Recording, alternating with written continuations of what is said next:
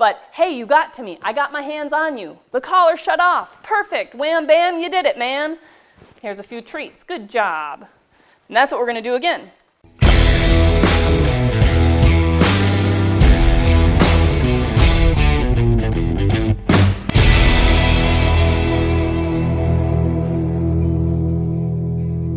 Hey guys, Kat here from Standing Stone, and I have Hex with me today. He is 16 weeks old and ready for his training session, as well as to be collar conditioned. This little guy has been exceptionally cooperative throughout his development, which is awesome, but we are definitely tipping over into that independence category, running around outside a little bit more, where we need to be able to reinforce his recall, not just through positive reinforcement and the treats that we've been using. So that's where collar conditioning for recall comes in.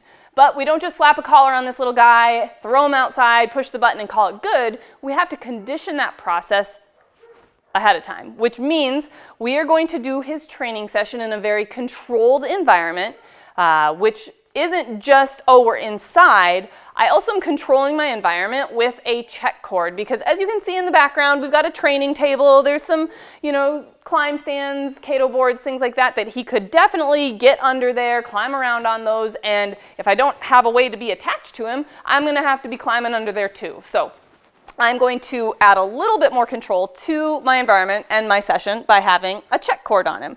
Not a chew check cord, just a regular check cord. Then the next thing I want to talk about is my e-collar. So he has not had an e-collar on at all yet. I am not a big proponent of saying, oh, well, he needs to get used to wearing this e-collar, so I'm going to put it on him and just let him wear it around for a week or two before I ever push the button. I don't really think that matters, as long as you're actually conditioning and starting your session appropriately, like I said, in this controlled environment. So today I'm going to be using the DD700 from DT Systems. The really cool thing about this collar, which I love, is not only does it have vibrate, but it also has tone, and you can switch back and forth between those, as well as if you want just regular continuous stimulation, you can have that too. So I'm going to make sure and see what my setting is. It's on vibrate, which is typically what I start with my puppies, but it also has tone, and I'm going to let you hear what that sounds like. So to switch it from the vibrate to tone, all I have to do is press these two buttons. Then, well, now it's toning. I'm going to go back to vibrate, but if you've got a dog that responds, a little bit startled to vibrate, or is apprehensive of that vibrate, you could just switch to tone and use that. There, back on vibrate. Perfect. So, got my collar set up the way I want it. Now I'm actually going to put the collar on Hex, which involves proper collar fit. We want to make sure that these contacts are very snug where they need to be and not just loose and dangling around, though I don't plan on using any continuous stimulation with him today. Getting him used to the proper collar fit and getting you used to putting the collar on properly is important. So get your check cord out of your mouth again, puppy. So he's a little squirmy. That's also something to work on, guys. If I have to, get down on your level a little bit more, fight him to put his e-collar on, because he's throwing his head and he's thrashing around and he's being a goofy little puppy, and I don't work through that and help him calm down in this process, this is what we're going to deal with forever and ever, because anything your puppy's doing, they're conditioning themselves to. So he's a puppy, right? Got a lot of excitement. So I'm going to just settle him down. Shh. Good. And don't rush this. It's not a race to see how fast we can get to our training session. So, still calming him down. The DD700 has a little bit thinner collar strap, so it can be easy to over-snug that, and we don't want to. So, once I get my hole selected where I want my fit, you can see I can get about 3 of my fingers under the collar. It fits up around the smallest part of his head, nice and snug. That strap is kind of a distraction. He wants to play with it, chew on it, that sort of thing. But do not cut your strap on the DD700, because your antenna runs all the way through that strap, and that's what's going to give you your range. So go ahead and pull the strap all the way through the buckle like that, and then instead of having this thing flapping around being a distraction for your puppy to chew on, I just like to fold it back up through that little D-ring loop on the back. So it's kind of folded up out of the way. He can't get to that to chew on, and I still have my range. Okay, so now that he's got a collar on, now that he's got a check cord on, now that we're ready to go, I'm actually not just going to throw the collar on him and push the button. I'm going to warm him up with a few recall reps with my clicker and positive reinforcement. So stop chewing the check cord, man. He is also in that prime teething category, guys. He's a puppy. He is teething, so he wants to chew on everything. So I'm just going to hold on to this. I'm going to kind of ignore this. Once we start working through some recall reps, I would imagine he's going to drop that check cord. So settle down, buddy. Here. So he comes in, touches my hand, click, gets his food reward, which is just his Eukanuba Puppy Pro at this point. Crunch, crunch, crunch. Here. A couple more reps. A little more focus out of this little guy too. Now that we've started the training session, he knows the food reward's coming. Here. You can see how cooperative. Oh, I dropped one. There, look. No, don't bite my hand, man. Shh. You can see how focused and cooperative he is. So this is great when we're in these controlled situations, but he isn't always this focused when we're outside and there's lots of fun things to explore. The other thing that I didn't mention, but I want to, this is not the first time we've done a training session in this space, right? We've done lots of his training sessions here. So make sure when you're doing your first collar conditioning training session for recall that you pick a place that he is familiar with and you've done some training sessions in before. Here. Do a few more little reps and then we're going to start overlaying the collar. Here.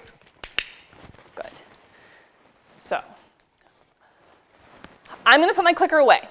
I cannot click, push the button, hold the check cord, hand off the treats all at the same time.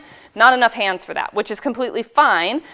He still can get food rewards if he wants them. We kind of overlay some of those positive reinforcement food rewards with our collar conditioning. Not every dog will want to eat their little food rewards afterwards. But what I'm going to do, and I'm going to try and explain before I do my first rep, is I am going to push my vibrate button. He's probably going to feel it and go, ooh, what is that? Look around. He may try and go under the table. Who knows? We haven't done it yet before. But what I'm going to not do is stop pushing the button. That is the biggest mistake people make, is when they start collar conditioning for any behavior, if their puppy doesn't react exactly like they want them to for a recall, then they are like, oh, I don't know what to do, and they stop pushing the button. Well, collar conditioning and negative reinforcement-based training is he feels the collar until he does the behavior that we want him to do, which is, in this case, recall to me. If the collar shuts off when he gets under the table, he's going to think, oh, that's how I shut the collar off. I go and hide and dart under the table again, or I run away from mom. That's how I get this collar to shut off. Well, that's not what we want. We want it to shut off when he gets to me. That's why I have this check cord, so if he tries to do any of that, I can help redirect him out from under the table or away from the cameraman or whatever we need to do. He's like, okay, stop talking, start training. So, again, gonna hit vibrate, here, hex, hex, hex, hex, here, good. Now, I did not let go of the vibrate. He bucked around a little bit, looked around, was very, like, what was that? I redirected his attention and his focus back to me, got down a little inviting. Now, I wasn't expecting a perfect target touch my hand, but hey, you got to me. I got my hands on you. The collar shut off. Perfect. Wham, bam, you did it, man. Here's a few treats. Good job. And that's what we're going to do again. Here. He hardly even gives me a chance for the vibrate to turn on before he's already coming. So let me get him a little separation between me and him.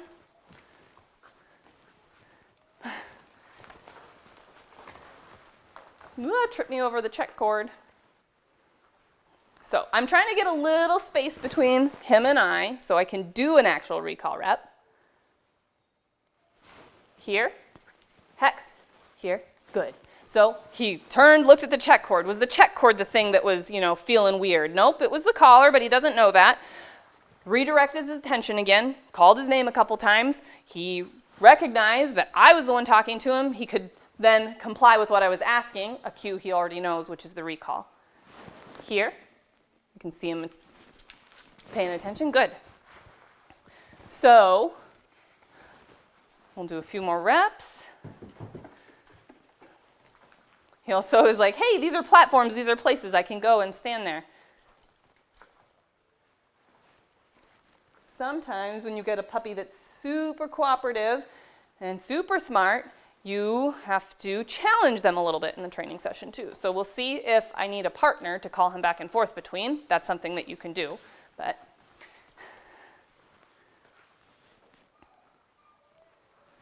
Hex, here, good. So I got his attention that time.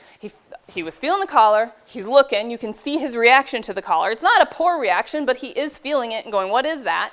Then I got his attention with his name before giving the cue, which was something I hadn't done on the last rep before that, and I recognized, hey, I need to make sure he's actually listening to me, which he's not if he's going, what is that thing on my neck? But got his attention with his name, then was able to give him the cue here instead of having to repeat the cue over and over, which is not something I want to do. Hex, here. So he darted past me.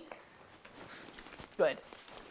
You know, I didn't get my hand on his collar and he kind of did a drive-by where he came to me and then he darted past me. Well, the vibrate needs to stay on until he's actually to me, until I release him. Okay, good job. You came to me, you stayed with me, so that it doesn't become, again, another habit where he's going to run to me, run past me, do these drive-by recalls, which isn't a completed recall.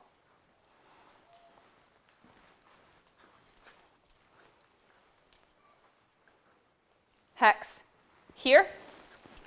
Good. So I'm also trying to raise the transmitter when I'm activating the vibrate button so that you guys get a visual, because you can't necessarily hear it vibrating, obviously can't feel it vibrating from home.